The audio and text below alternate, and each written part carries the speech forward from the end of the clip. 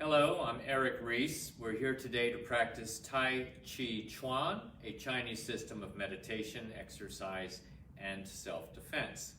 We're practicing a martial art. Typically, martial arts are as much about health and healing as they are about fighting. Physical fighting is only about 10% of what we advocate in the martial arts. So most of it is about health. Also the meditation, very important. Seeking spiritual enlightenment, peace of mind, learning truly how to relax. We don't take responsibility for any injuries you may incur, so please work at just 70% of your perceived level, and that way you should feel safe. If we're doing balance exercises and you need to hold on to something, go ahead and do that. Or if you need to practice seated, you can do almost everything I show you today from a chair. Okay, so let's go ahead and loosen up a little bit. A warm-up that I do has 3 parts. We could just call it moving in water. So imagine you're moving your arms up and down in water. Relax the wrists. Check that your knees are a little bit bent. We never straighten the elbows or the knees in our practice. Now the movement's fairly simple. So let's focus some attention on the breathing. We want to move the abdomen as we breathe.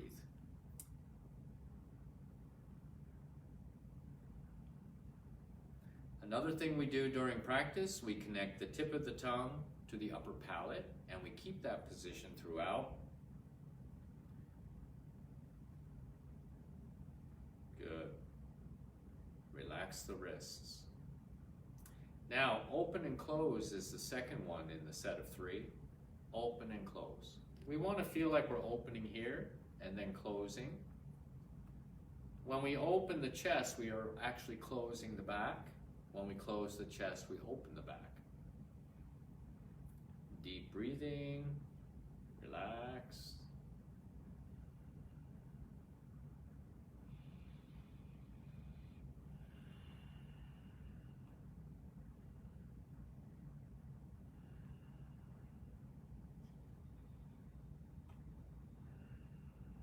Now circle and lead with the back of the hands forward, turn the hands around, and lead with the back of the hands going back. Now all of these are martial arts movements, so part of the fun is discovering how to use it for self-defense as you use it to get healthier. Moving in water.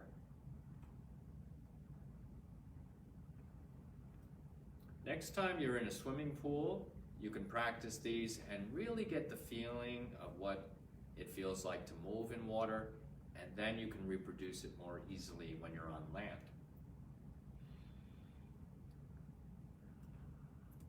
Now we always want to use the whole body. So in Tai Chi, we're never isolating movement to one part.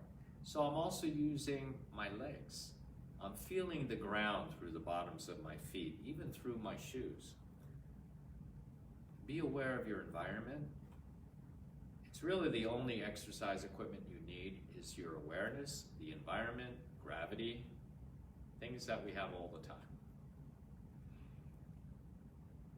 And let's relax it, good. So we start to loosen up so it helps the mind to relax, and we can say we're entering a meditation just by relaxing a little bit. And we're gonna keep relaxing a little bit more, a little bit more, a little bit more. And we're just going to call that meditation. Let's do one called Parting the Clouds. You're going to turn the right foot out and step forward with the left foot. Now we're going to actually be practicing our 2 Tai Chi stances, the bow stance when we're forward and the back stance when we're back. When we're forward in the bow stance, we have 70% of our weight on the front leg and 30% on the back. In the back stance, it shifts 70% in the back leg, 30% in the front leg. So let me show it from the side. You can see why it's called the bow stance. The front leg looks like a bow from archery. There's the bow stance and the back stance. Now we also want to have the feet a little bit wider. So we don't want to be standing on a tightrope with one foot right in front of the other. So we have width as well as length in our stance. The back foot is 45 degrees to the front foot. And in Tai Chi form, we mostly use these two stances over and over again so the legs get very strong. And this will help us prevent accidental falling in our older age. So we need more strength. Now we add the hand position, parting the clouds. The palms are facing without touching. Turn the thumbs down and the palms are facing outward. As if you're parting a fluffy cloud, draw back and spread it apart. Now gently let the hands come close and go forward. Thumbs down and parting the clouds. In my mind, I see somebody in front of me that I'm dealing with. It helps me cultivate the martial arts part of the practice. How could we use this movement against a person? Maybe I'm pushing them or stabbing them with my fingers. I could turn it into fists if I need to. Maybe I'm grabbing them and pulling them. Could be grabbing and pulling to one side or the other, getting them off balance. Parting the clouds. Now notice what's going on in the legs. If your leg muscles start talking to you, if they start already feeling sore or tired, it shows us the need for more practice. So you don't want to quit because things will only get worse if we don't practice. So we may have to deal with mild discomfort in the beginning as we strengthen the body. And let's change legs. So your right foot's forward.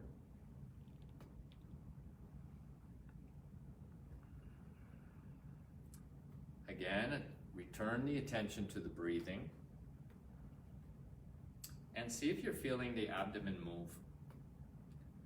Like it's a balloon. So when we inhale, it fills up and gets bigger. When we exhale, it deflates and gets smaller. Abdominal breathing, it means the same as diaphragmatic breathing. So when we move the belly, the diaphragm goes up and down. It presses on the bottom of the lungs. It gets us healthier. It allows us to breathe more deeply. More oxygen in the body, more health. So a lot of people, especially when they age, they start breathing very shallow. It causes a lot of health issues. So let's practice deep breathing in our Tai Chi.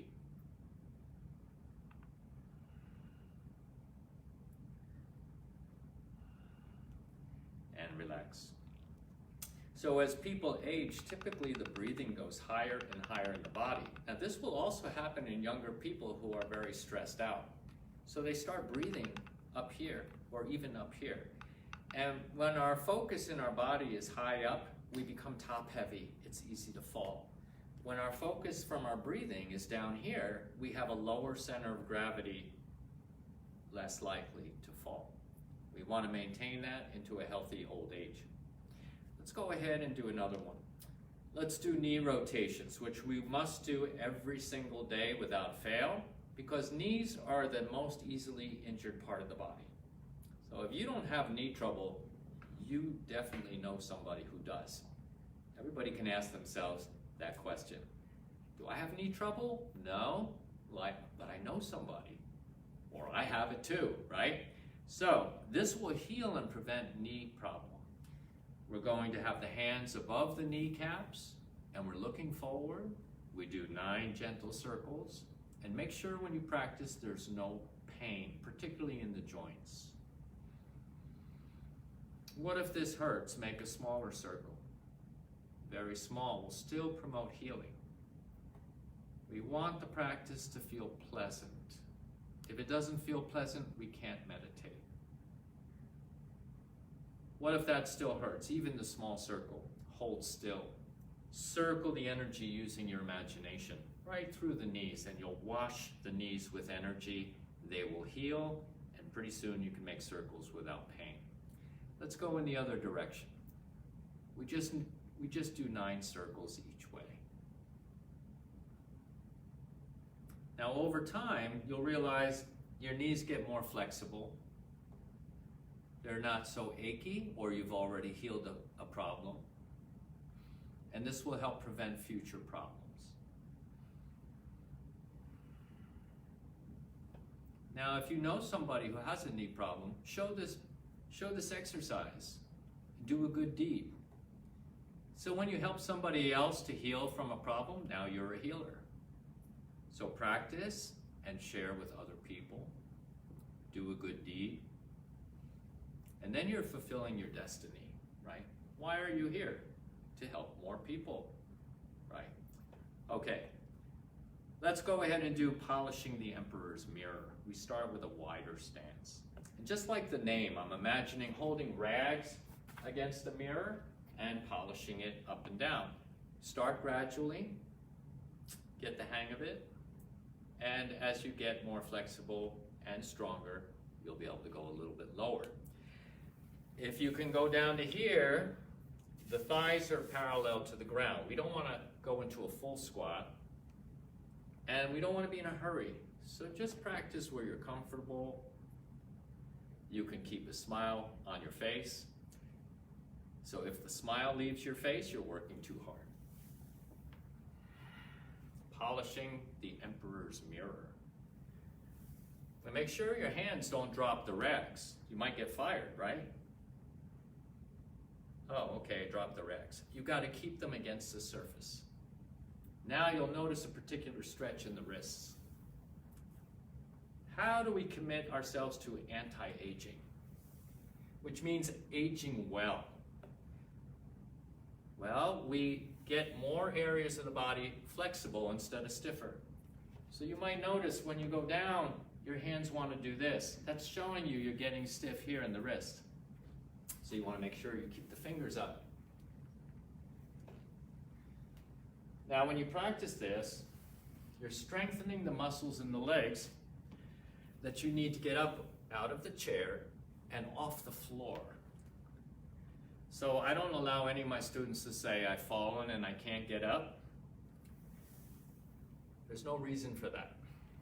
Practice. Strengthen the legs. Okay, good. Now over time, maybe we did 5 or 10 of those. Over time, you might be able to do 25. You might do 50, maybe 100. Why? Because you're getting stronger. Why do we practice? To get stronger. Okay, let's go ahead and we'll do one more. Let's do a kicking practice, because people think martial arts, hey, when are we going to learn how to kick? So most of you know we've already done kicks on other shows as well, but I'm reminding you to practice your kicks. If you need to hold on, this would be a time to get the chair. So let's put your right foot straight. You're going to kick out toward the corner over there. This is called a separation kick. Since you're kicking, okay, I'm not reversing this in my mind. Your left foot is straight. You're kicking, no, that's what I'm doing. Your right foot is straight, like I said, and you're kicking with your left foot. Since you're kicking with your left, I'm mirroring you here. Your left hand is in front. Okay, I think we got it now. And toe kick, 1. Separation kick, the hand separates from the body the same time as the foot. 2, 3, 4, 5. Look at the imaginary opponent that you're kicking and then step down. So we just did 5. So what are you going to do later with practice? You're going to do 10, you're going to do 15, you're going to do 50. You're going to build strength. Other side, separation of the right foot. Your right hand's in front. Look at the opponent. Keep your eyes on the prize, as they say. Lift your knee. Now, if you need to touch down in between, you can do it like this. You see, you can do it like that. Okay. So we'll count 1, 2. Point the toe a little bit. 3, 4, 5, and relax. So if you watch videos of people in China, there's a lot of elderly people outside in the parks practicing this every day, and you'll see people in their 80s, 90s, and even older practicing kicks, only they're probably kicking a little higher than I am today. So with practice, we get better instead of bitter. We only have those 2 choices. Okay. Get better, not bitter. Let's go ahead and do our Tai Chi. So, let's just do a sequence, very important, ward off, roll back, press and push. Your right foot's forward. So ward off, the final position looks like this. You're warding off an attack. This hand is kept in reserve, so after you block, you can strike. It's like boxing. You see the boxing? So we're actually doing a Chinese form of boxing, or Kung Fu. So you block, then you can strike. Strike, ward off. Now ward off has 2 parts. 1, you're protecting here, and 2, you're attacking here. Back and forth. Notice the stances that we're using. Back stance, bow stance. Now look how simple this is when we break it down. 1 arm at a time, I protect my face from a punch like I'm using a catcher's mitt. And then 2, I point my fingers at the person's head. 1, catcher's mitt. 2, point.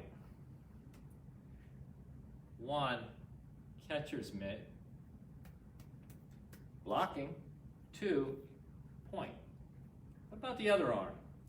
1, protect the groin, and 2, attack. 1, protect the groin in case they kick or punch low. 2, attack the chest or the head. So look, this is not too hard. 1, 2, 1, 2. Oh, well now let's do both at the same time. 1,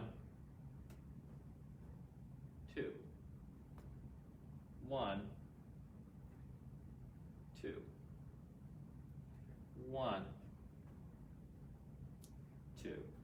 So we'll just do the side that we typically practice in our Tai Chi form, which is right foot forward.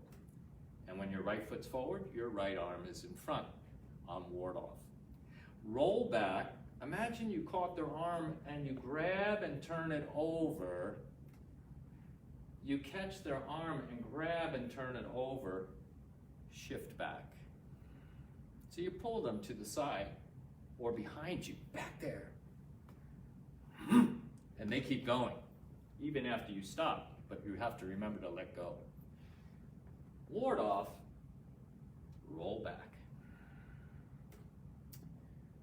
Press, make a little circle at the elbow, and touch. Shift forward, press. This is a kind of push. I'm using the back hand to push the front arm, like that. Could be a strike or a push. Now make a big circle, like somebody was reaching in to choke you. You block upward, you shift back out of the way. Then push. Block upward. Shift out of the way. Push. Now all 4 movements. Ward off. Roll back. Press.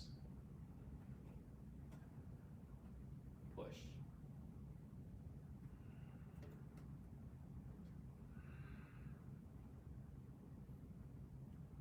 Practice.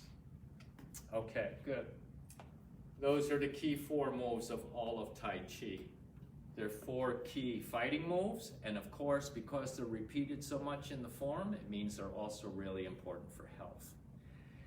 Let's go ahead and do another one. This is called cross hands. We're going to do it like we do it in the form, and if we want to, we can go lower in the legs. Block. Scoop. Like you're scooping up somebody's leg, scoop behind their knee, lift them up so they lose their balance. And then we say protect. This is like my armor, a shield. I'm protecting my body behind the shield. Cross hands. Cross hands. Let's do that again. The push, you have your right foot forward. Turn and block. You're blocking a punch from over there coming at your head. You're hitting their arm like this, like a chop. Block. Scoop. Lift the foot. And protect. We'll do it again. Push. Block. Scoop. Lift the leg with the arm. When I do this, I pretend I have a string from my elbow to my knee. You can see the string. You almost can see it. You see how they move together? Now I create a string to lift the knee, then I create a scissors to cut the string right away. This may help you.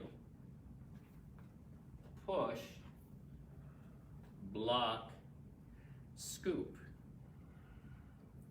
Create the string and lift the elbow, the string lifts the knee like you're a marionette. Effortless training, effortless power. Lift the knee, now cut the string.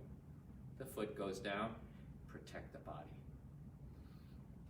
Let's do it facing the other way. I'm feeling a little ambitious, how about you? Your left foot's forward.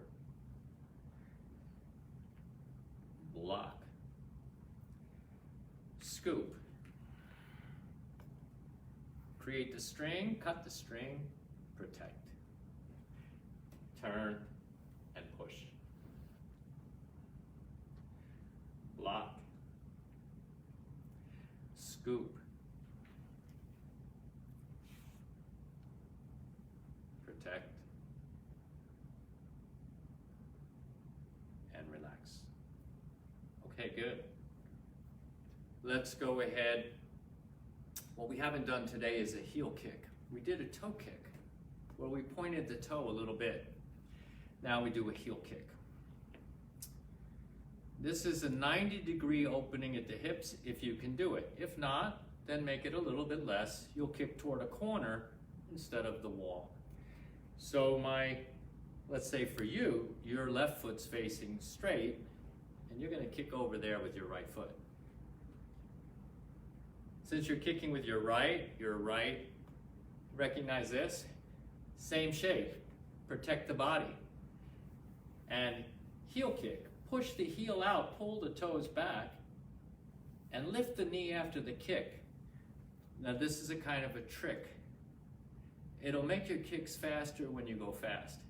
After every kick, lift your knee about 1 inch. So when you kick faster, it makes you kick faster. We want the kick and the punch to come back to us as fast as it goes out to them. So they can't grab the arm, so they can't grab your foot and hurt you. So you have to learn speed later, right? We're conditioning the body now to go faster later. So we do kick with the heel. Don't kick as high as you can. If you kick as high as you can, then you can't lift your knee. You've already maxed out. Kick with the heel, lift your knee toward your elbow, 1 inch. So notice when I kick, my elbow and my knee are in alignment, you see? Almost like I'm gonna touch my knee to my elbow. I don't want my hand over here because now they can punch me. So I'm blocking. Here's the string again. Imaginary string lifts the leg. Heel kick. Lift the knee. Now you have balance and control. If you drop the leg right away, that dead weight will make you fall. You see the kind of habits we're learning? One more kick with the right heel. And the name of this move is kick with the right heel. We're going to go down and come up and kick. And now let's turn and do it the other way. Kick with the left heel. Kick, lift the knee, and work on your balance. Kick with left heel. Lift the knee a little bit. Relax, go down, and kick. And you can do this from a chair. You can do this holding a chair. If you're going to use a chair for balance, hold it with the other arm. So you do it like this. Like this. So you still have that elbow-knee connection. Or you do it from the chair. Strengthen the legs, start small, grow big, right? Okay. These half hours go by very fast, so most of my classes I teach are 1 hour. I have a lot more breathing room, so this half hour goes very quick. But it's a good introduction, right?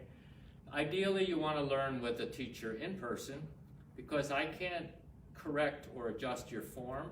I can't protect you if you're doing something harmful through the video, right?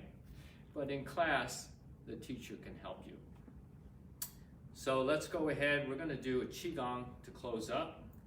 Maybe we'll have a little time at the end for something else. Tai Chi circle breathing.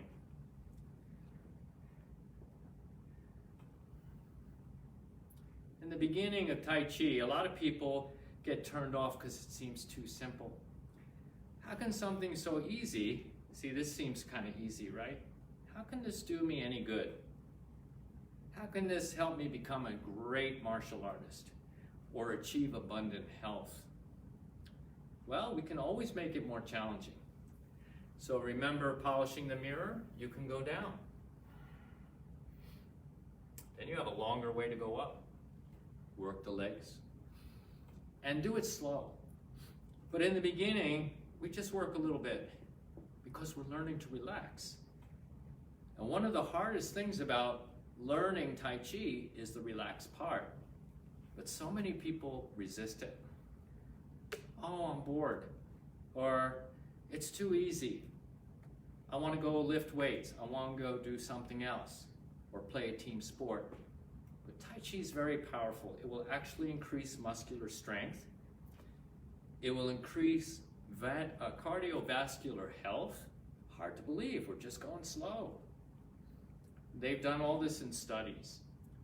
One of the universities that is actively studying Tai Chi and its benefits is Harvard Medical School.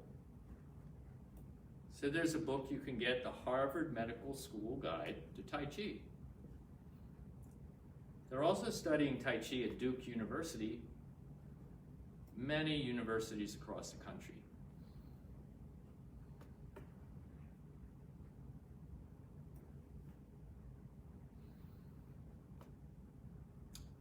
So focusing on the deep breathing, imagining an opponent. What am I doing with this movement that could save my life if I was attacked?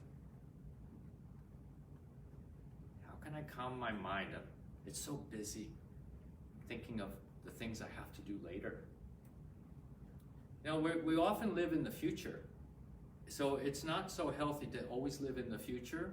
What do I have to do next or tomorrow? What about the past? Living in the past too much, right? It becomes hard to move forward in life. Always connected to the past. I wish I'd done something differently. So many regrets. So the hard part of learning Tai Chi is be in the present moment all the time. What does the air feel like when it moves past my skin? Am I noticing the temperature of the room? Am I really getting to know my body its limitations, as well as the parts that are willing to relax and stop resisting. Do I know my body? Or do I wait for the experts to tell me about my health? You know, I live in this thing. I should be the best expert on this thing in my body. Okay, so let's assume responsibility for our health. Let's practice Tai Chi. Let's get better, not bitter.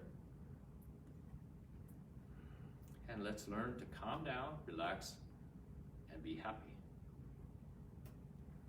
And we'll go ahead and close up. We make a fist with the right hand, cover the knuckles with the left, and we clap at least 3 times. Ready?